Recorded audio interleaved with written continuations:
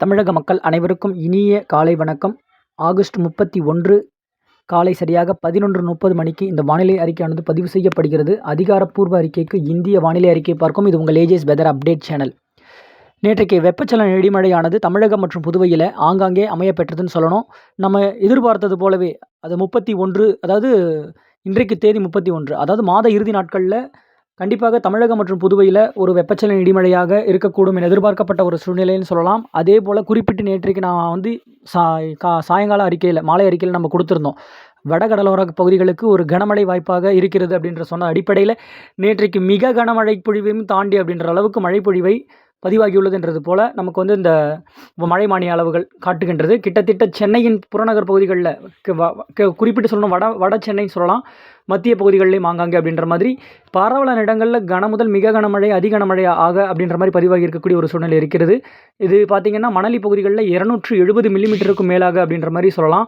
அடுத்தபடியாக Manali down 255 millimetre, Wimco நகர் 228 millimetre, Korattur பகுதிகள் 180 millimetre, Korattur 161, அடுத்தபடியாக Manali Newton 158 millimetre, Kathivakkam 136 millimetre, Thiruvottiyur 126, Ayappakkam 121, அதுக்கப்புறம் Paris corner 115, Ambattur 112 millimetre, Nerkundram பகுதிகள் 110.4 மில்லிமீட்டர், அம்பத்தூர் பகுதி 150 மில்லிமீட்டர், தண்டையார்பேட்டை 102. இப்படி பல இடங்களில் கனமழை முதல் மிக கனமழையாகவே சென்னையின் இன்னும் பிற பகுதிகளிலும் சரி, ஒட்டுமொத்த சென்னையின் பகுதிகளில் ஆங்காங்கே அப்படின்ற மாதிரி மழை பொழிவை கொடுத்த நிலையில் அடுத்தது 2ஆம் இடம் அப்படின்னு பார்த்தீங்கன்னா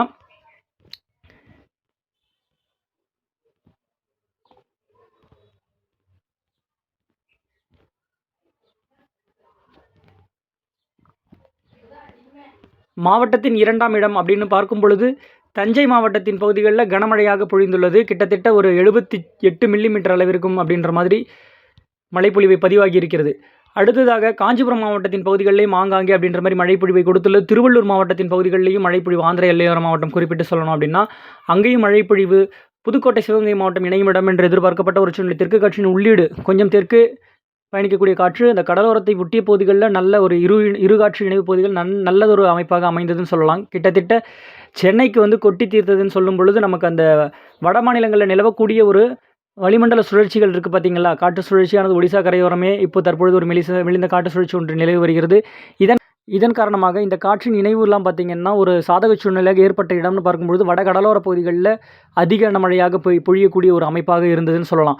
இப்போது இந்த ஒரு மழைப்பொழிவு கிட்டத்தட்ட தமிழகத்தின் பரவலான மாவட்டங்கள் ஆங்காங்கே மழைப்பொழிவு கொடுத்துன்னு சொல்லலாம். கர்நாடக எல்லையோர மாவட்ட பகுதிகளிலும் சில இடங்களில் மழைப்பொழிவு கொடுத்திருக்கிறது.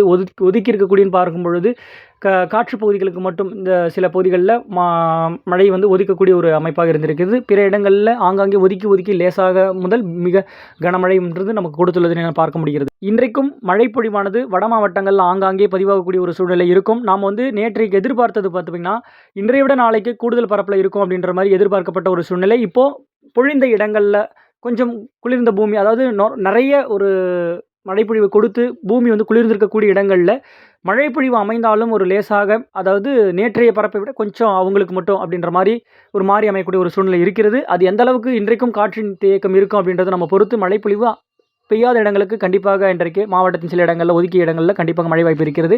வட மாவட்டங்கள் ஆங்காங்கே அப்படின்ற மாதிரி புழுக்கத்திற்கு பிறகு மாலை இரவு இடிமழையாக ஆங்காங்கே பதிவாகக்கூடும். தமிழகத்தின் மீது நிலவக்கூடிய அந்த வளிமண்டல சுழற்சியாக இருந்த நிலையில் நேற்றுக்கு காற்றின் இருபோக்கு இணைவுகள் எல்லாம் சாதக சூழ்நிலை அமைந்து நமக்கு ஒரு மழைப்பொழிவை கொடுத்துள்ளதுன்னு சொல்லலாம். இது கிட்டத்தட்ட பார்த்திங்கன்னா இப்போ நம்ம நியூஸ்லேயே நம்ம பார்க்க முடியுது, மேக வெடிப்பு மழைன்னு சொல்கிறாங்க. கிட்டத்தட்ட இது வந்து ஒரு குறுகிய நேரத்தில் இப்படிப்பட்ட ஒரு மழைப்பொழிவு அப்படின்றதுக்கான காரணங்கள் எல்லாம் நமக்கு வந்து வானிலையில் ஏற்படக்கூடிய ஒரு மாற்றங்கள்னே சொல்லலாம். பூமி வெப்பமயமாதலும் இதெல்லாம் ஒரு காரணம் தான். நமக்கு இப்போ வரக்கூடிய இந்த மழையெல்லாம் நம்ம வந்து எதிர்கொள்ளக்கூடிய ஒரு அமைப்பாக தான் இருக்கும். ஏன்னா இதெல்லாம் வந்து சாதாரணமாக ஆயிடுச்சு. இன்னும் பிற அதாவது ஆல் ஓவர் வேர்ல்டு நம்ம பார்க்கும்பொழுது பிற உலகத்தில் இருக்கக்கூடிய பிற நாட்டுகளில் பார்த்திங்கன்னா நமக்கு இப்போ எந்தெந்த இடத்துல எப்படி இப்போ பாகிஸ்தானில் ஒரு வெள்ளப்பெருக்கை ஏற்படுத்தியிருக்கிறது, கால்நடைகள் எல்லாம் அடித்து செல்லப்பட்டிருக்கிறது நம்மளை பார்க்க முடிகிறது. இதெல்லாம் வரக்கூடிய நாட்கள்லேயும் சரி, நேரங்கள்லேயும் சரி, எந்த நேரத்தில் எப்போ வேணாலும் வானிலை சூழல் வந்து நமக்கு வந்து ஒரு விளைவுகளை ஏற்படுத்தக்கூடிய ஒரு அமைப்பாக அப்படின்ற மாதிரி இருக்கக்கூடும். கண்டிப்பாக உலகம் வெப்பமயமாவுதல் இருக்கக்கூடிய ஒரு இதற்காக இதெல்லாம் வந்து ஒரு சாதாரணமாக நம்ம எதிர்கொள்ளக்கூடிய ஒரு நிகழ்வுகள் தான். கண்டிப்பாக அதற்கேற்றபடி நம்ம எல்லாமே தயாராகிக்கணும், நம்ம எல்லாம் மாறிக்கணும்னு சொல்லலாம். வடகிழக்கு பருவமழையும் துவங்கக்கூடிய ஒரு சூழ்நிலை இருக்க நிலையில, இன்னும் அடுத்த மாதங்கள்ல அப்படின்ற மாரி, அடுத்த மாதங்களுக்கு அக்டோபர் மாதத்தின் பகுதிகள்ல 2வது வார பகுதிகள்ல தொடங்கக்கூடிய ஒரு வாய்ப்பு இருக்கிறது. அப்போ பார்த்தீங்கன்னா, நமக்கு வந்து பார்த்தீங்கன்னா, ஒரு மழைப்பொழிவு எந்த மாதிரியான ஒரு அமைப்பு இருக்கிறது, அன்றைய காலகட்ட சூழ்நிலை, இப்ப தற்பொழுதே கடல் நீர் வெப்ப நீரோட்டங்கள்லாம் சாதக சூழ்நிலையாக இருக்கும் பட்சத்தில நமக்கு ஆ இந்த இந்த ஆண்டு மழைப்பொழிவை நம்ம எதிர்கொள்ளக்கூடிய ஒரு அமைப்பாக இருக்கும். இதெல்லாம் வந்து நமக்கு ஒரு எக்ஸாம்பிள்ன்னு சொல்லலாம். கண்டிப்பாக நம்ம இன்றைக்கான வானிலையும் பார்த்துட்டு நம்ம இதுக்கு அப்புறம் வரக்கூடிய ஒரு வானிலையில எந்த மாரி ஒரு இது இருக்கலாம்னு சொல்லிட்டு நம்ம அப்பப்ப நம்ம குடுக்குற ஒரு ஃபார்காஸ்ட்ல கண்டிப்பாக இருக்கும். நம்ம சேனல்ல எல்லாமே இணைந்திருந்து அத நம்ம என்ன சொல்றோன்றத பாருங்க. நம்ம இதற்கப்புறம் இன்றைக்கான வானிலை அமைப்பை நம்ம ஆல்ரெடி நம்ம சொல்லியாச்சு. இன்றைக்கு வானிலை வட மாவட்டங்கள் ஆங்காங்கேயும், தென் மாவட்டங்கள் ஓரிரு இடங்களில், மேற்கு தொடர்ச்சி மலை மாவட்டங்களிலும் அவ்வப்பொழுது மழைப்பொழிவு கொடுக்கக்கூடிய ஒரு அமைப்பாக இருக்கும். நேற்றைக்கே மழைப்பொழிவு மேற்கு தொடர்ச்சி மலை மாவட்டங்கள்லாம் குறிப்பிட்ட கன்னியாகுமரி மாவட்டத்திலேயும் மழைப்பொழிவு அமைந்திருக்கிறது. இதுபோல வரக்கூடிய மணி நேரங்கள்ல இருக்கும். இப்போ இன்றைய பரப்பை விட நாளை சற்று குறைந்த பரப்பாக இருக்கக்கூடிய ஒரு அமைப்பாக இருக்கும். ஏன்னா, ஆ ஒடிசாவை ஒட்டிய கரையோர பகுதியில் நிலவக்கூடிய ஒரு வளிமண்டல சுழற்சியோடு நம்ம லாவோஸ், கம்போடியா பகுதிகள்ல இருந்து வரக்கூடிய, அதாவது தாய்லாந்து பகுதியில இப்ப குறிப்பிட்டு சொல்லணும்னா, அங்க நிலவி வரக்கூடிய இந்த நிகழ்வானது வங்கதேசத்திற்கும் மழைப்பொழிவை கொடுத்து, வட கிழக்கு மாநிலங்களிலும் ஆங்காங்கே அப்படின்ற மாரி மழைப்பொழிவை கொடுக்கும் அமைப்பாக அமைந்து, இந்த சுழற்சியோடு இணைய பெற்று நமக்கு ஒரு தீவிரத்தை பொறுத்து நமக்கு வந்து அவ்வப்பொழுது மழையின் இட அமைப்பு மாறும். அப்படி இருக்கும் பட்சத்தில தீவிரமாக காற்றின் ஈர்ப்பு இருந்தால், ஆ வடகடலோர பகுதிகள், அந்த ஆந்திர எல்லையோர மாவட்டங்கள் ஆங்காங்கே அப்படின்ற மாரி ஒரு மழைப்பொழிவு ஏற்படுவதற்கான ஒரு சூழ்நிலை இருக்கும். பிற மாவட்டங்கள்ல நமக்கு தெரியும். அதாவது தென்மேற்கு பருவக்காற்றின் உள்ளீடுகள் அதிகப்படியாக இருக்கும் பட்சத்தில நமக்கு வந்து வெப்பச்சலன இடிமழை சற்று குறைந்த பரப்புல அப்படின்ற மாரி அமையப்பெறும். ஆனாலும் இந்த மாதத்தின் வரக்கூடிய செப்டம்பர் மாத முதல் வார பகுதிகள்ல ஆங்காங்கே அப்படின்ற மாரி குறிப்பிட்டு சொல்லணும்னா, கடலோர பகுதிகளுக்கும் மழைப்பொழிவு ஆங்காங்கே அப்படின்ற மாரி அமையப்பெறும் வாய்ப்பு இருக்கிறது. ஏன்னா, மேற்கிலிருந்து வரக்கூடிய காற்று உள்நோக்கி தள்ளப்படும் கிழக்காக. அப்போ மழைப்பொழிவு வந்து உட்புற மாவட்டத்தில் தொடங்கிய மழை கிழக்கு நோக்கி செல்ல செல்ல அங்க அப்படின்ற மாரி மழைப்பொழிவு கொடுக்கும். நேற்றைக்கும் அப்படிதான் அமைந்ததுன்னு சொல்லலாம். மேற்கு தொடர்ச்சி மலை மாவட்டங்கள்லயும் ஆங்காங்கே அப்படின்ற மாரி மழைப்பொழிவு கொடுத்துள்ளது. இத இது அடுத்தடுத்து வரக்கூடிய நாட்கள்ல அவ்வப்பொழுது மாறி, மாறி அமையக்கூடிய ஒரு அமைப்பாக இருக்கும். வெப்பச்சலன இடிமழை இருக்கும். மாறி, மாறி இட அமைப்பு இருக்கும். இத மட்டும் நம்ம மனசுல ஞாபகம் வச்சுக்கணும். நிகழ்வுகள் கொஞ்சம் தீவிரமாக இருக்கும் பட்சத்தில வெப்பச்சலன இடிமழையின் தீவிரம் சற்று குறைந்து காணப்படும். நிகழ்வுகளின் வலிமை குறையப் பெற்று மெல்ல நகரும் காற்றாக அமையப்பெறும் பட்சத்தில நமக்கு வந்து கிழக்கு காற்றின் உள்ளீடு சந்திப்புகள் ஏற்பட்டு நமக்கு மழை பொழிவை கொடுக்கும் அமைப்பு. இது எப்பவுமே ஒரு மைண்ட் செட்ல வச்சுக்கணும்.